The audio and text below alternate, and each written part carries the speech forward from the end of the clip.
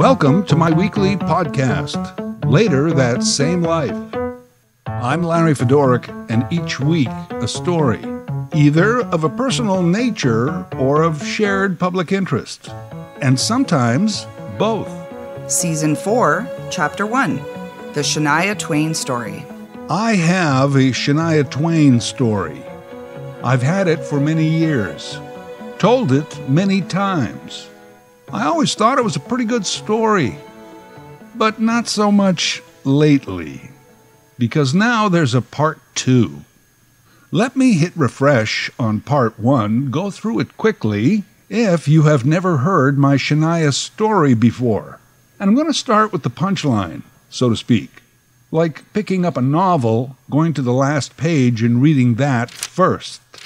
Here's how that might read. I had Shania Twain's breast in my hand for what seemed like 10 minutes, but it was likely more like 8 seconds. 8 seconds. The same amount of time required for a successful bull ride at a cowboy rodeo. I have never told this story in the spirit of conquest. I'm not a conquest type of guy. As a matter of fact, when this happened, I took no pleasure from it whatsoever. Actually, at the time, I was mortified. The only enjoyment I've ever taken from this event is in the telling of the story and the hilarity of my own clumsiness and ultimate embarrassment.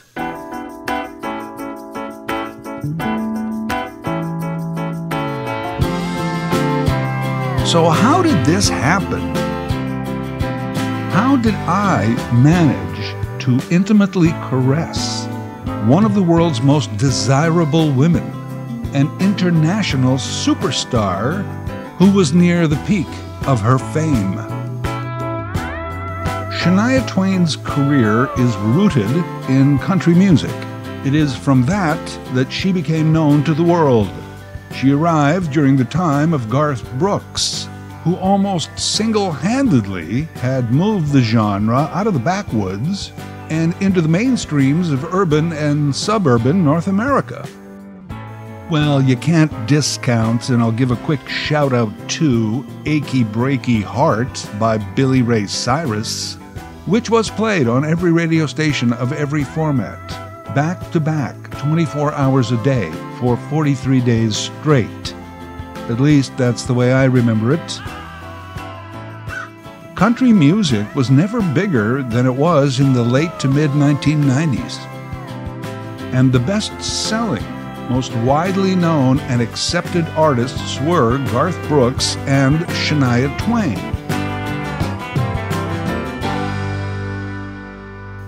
At the time, I was working for a country music station, Kiss FM in Toronto, a brand new radio station that was trying to sell country music to a largely sophisticated and urban audience.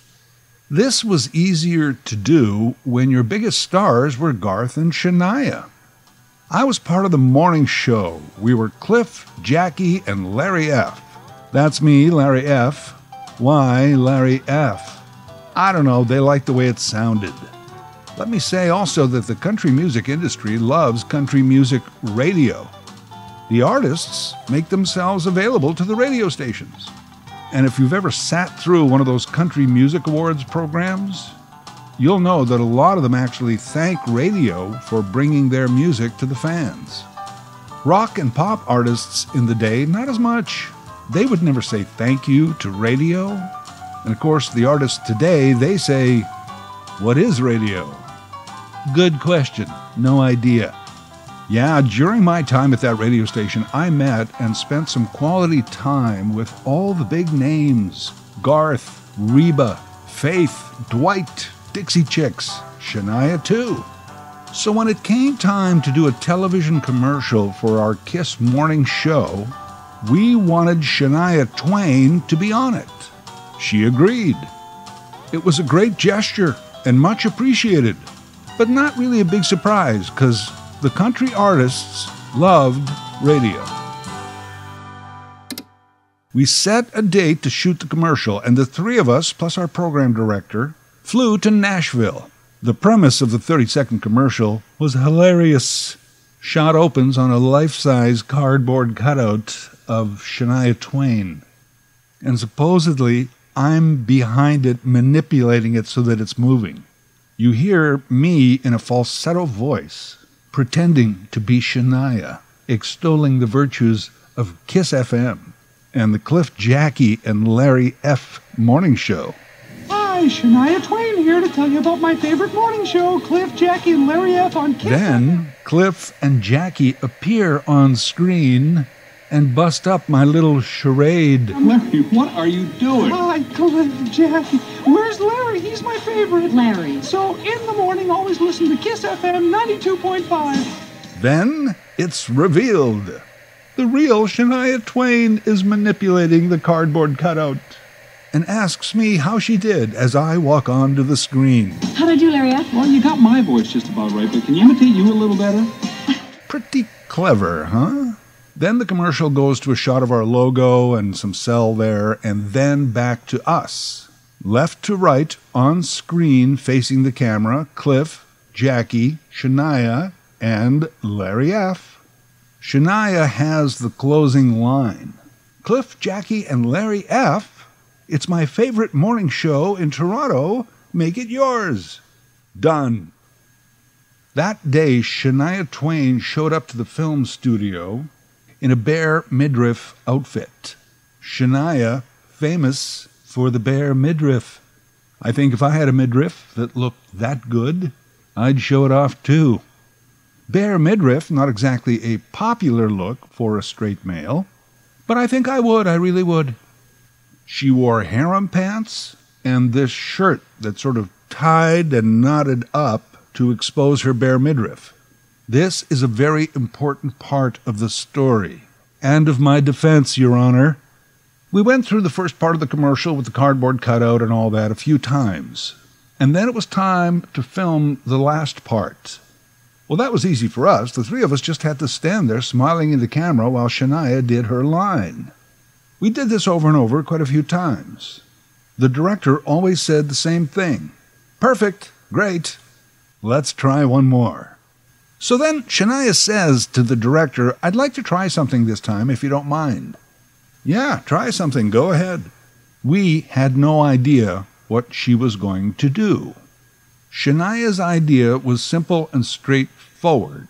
Instead of just standing there delivering her line, as she spoke, she would put her arms around us, like we're all pals. Up around us, on our shoulders. First Cliff and Jackie as she said their names, and then Larry F. as she said mine. Again, none of us knew that this was going to be her improvised move. Our job was stand there, smile at the camera, go with the flow. Try not to ruin a take. You know, we're shooting on film with a full film crew. It's expensive. Don't be the one that screws it up. I don't know that we were all thinking that, but I was. Oh, the pressure. All right, Larry, don't screw up.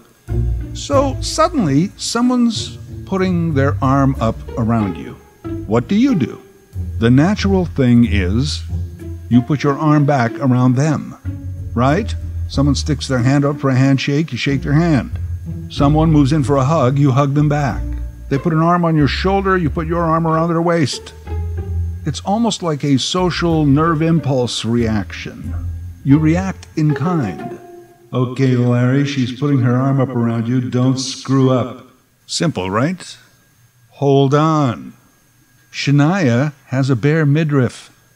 Instantly, it seemed to me that her bare skin would be off limits. Plus, I'd had a bad experience with a bare midriff in the past. And suddenly, there it was in the back of my mind. Years previous, at another radio station, that morning show that I was part of was hosting a Super Bowl party at a local bar. Guests of honor included the Budweiser girls. The Bud girls, well-proportioned young women in tight white outfits, the red Budweiser logo strategically placed, and bare midriffs. We all posed for photos with them, and when they lined up for the photos, they all put their arms around us.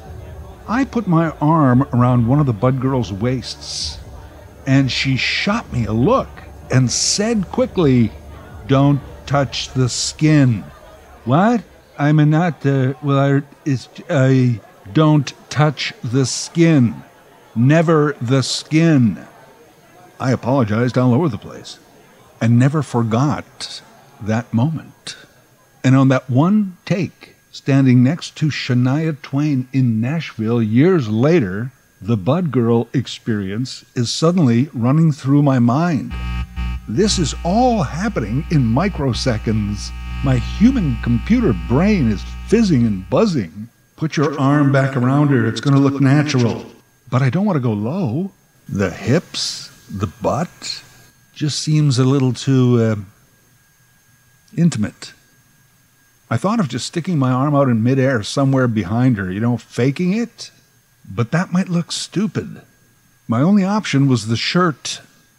If I could just, while looking at camera with my hand, find some shirt, little cloth, some material somewhere, I could rest my hand on that for the remaining couple of seconds. Because, don't touch the skin. Never the skin. Remember, I'm also trying to look straight into camera, smile, and be natural. Meanwhile, there's nothing natural about any of this. I'm going by touch, feel, so to speak. There's some shirt. Oh, I think I feel some shirt. There's some cloth. Oh, too close to the skin. Go a little higher, a little higher. There it is. And she says the line, "Cliff, Jackie, and Larry F. It's my favorite morning show in Toronto, so make it yours." I realize that my hand is on her right boob. Side boob. Maybe she doesn't notice. So don't jerk your hand away. Don't ruin the take. Don't screw up. And then her line was over. And I remember this eternity. Really maybe just 3 seconds of freeze frame. Standing there, staring into that distant lens. 1,000, 2 Mississippi, 3 millennia, and cut. The director finally says, "Cut." My hand drops to my side. Should I say something? "Sorry, Shania, I didn't mean to grab your breast." "What do you say?" "Didn't know you were going to do the arm thing. Funny story. Bud Girl some years ago. I'm really not that kind of guy. I don't know what to say, or even if I should say anything. I was kind of waiting, wondering if Shania was going to say something. "Hey, pervert, what's your deal?" She doesn't say anything.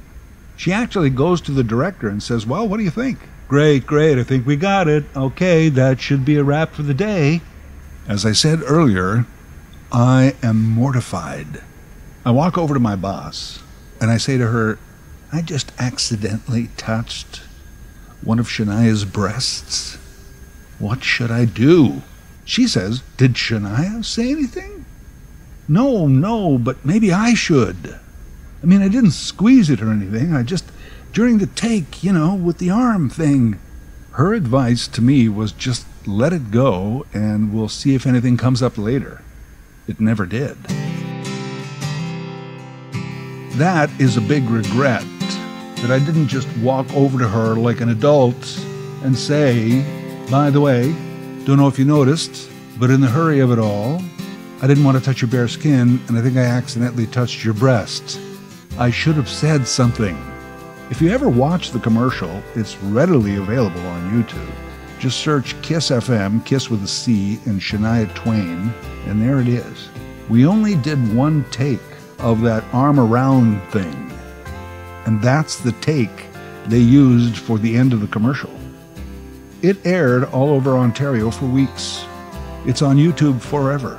You can't actually see my hand on her boob, but it's there. Also, no look of horror on my face, but that's how I felt on the inside. Days and weeks go by, and the story for me becomes an anecdote. I only shared it with friends, kind of became known for it. Hey guys, Larry has a great Shania story. Tell me your Shania story, Larry. I guess you could say I dined out on it for a bit. Always tried to make it a funny story, because I thought it was funny and ridiculous. The laughs were always at my expense. But at the end of it, she was one of the world's top sex symbols, and I would be the only guy in the room who had touched one of her breasts. And then, 2013, Taylor Swift accuses a Denver DJ, David Mueller, of groping her while posing for photos backstage at one of her concerts. Mueller was accused of reaching underneath Swift's short skirt and grabbing her buttock, and of staying attached to her bare butt cheek even as she lurched away from him. Within minutes of the incident, Taylor Swift alerted her security team, and they confronted Mueller that night. Perhaps this too was accidental. He meant to touch her shoulder, but his hand somehow slipped onto her ass. Perhaps Taylor Swift wasn't clear like the Bud Girl. You can pose for a photo with me, just don't put your hand on my ass. Perhaps Taylor Swift shouldn't even have a nice ass. Yeah. Listen, I'm not victim blaming. I'm using satire to make my point. As the story gets more and more attention, Mueller loses his job and sues Swift for defamation. Swift was asked about this at a later trial and said, quote, "I'm being blamed for the unfortunate events of his life that are a product of his decisions, not mine," unquote. She sued him back and won. Jury found Mueller guilty of assault and battery.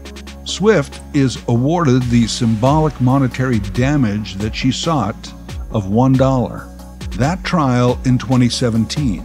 The Me Too movement had started earlier than that, but was peaking around 2017-2018. Women felt emboldened by the voices of other women who said, "Me too."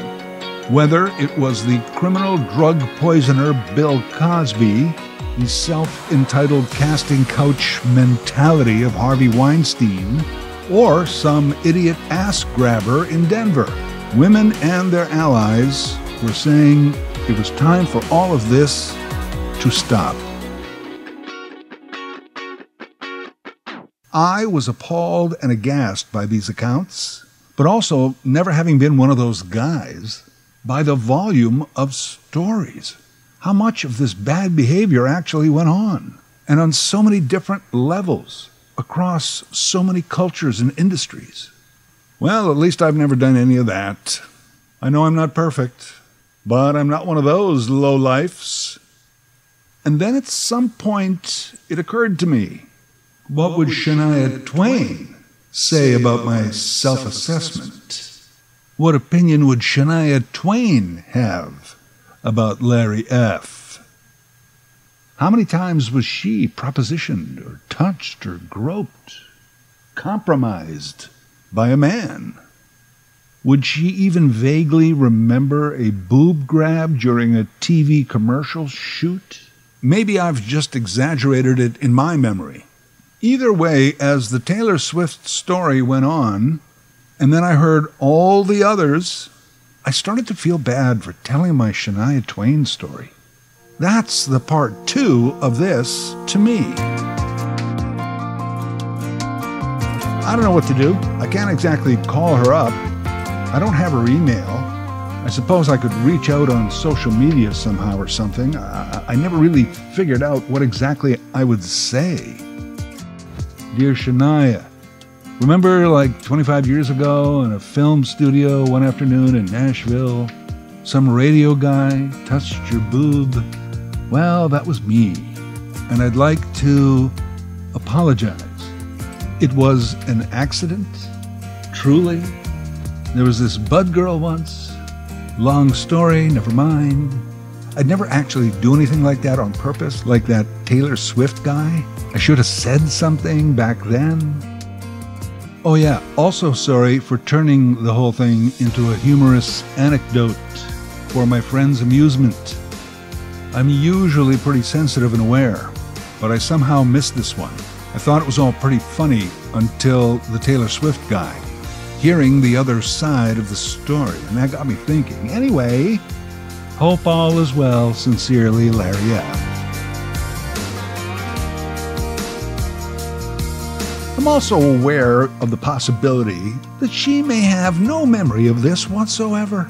You know, because although she seemed like a very kind and sincere person, would she actually remember a radio commercial she did for like an hour in the middle of a whirlwind career? I don't know. Yeah, but what if it's there? Somewhere. Just one of a series of bad memories of inappropriate behavior just because she's a woman. I would just like to remove my tile from that dark mosaic. You know, if I'm even there.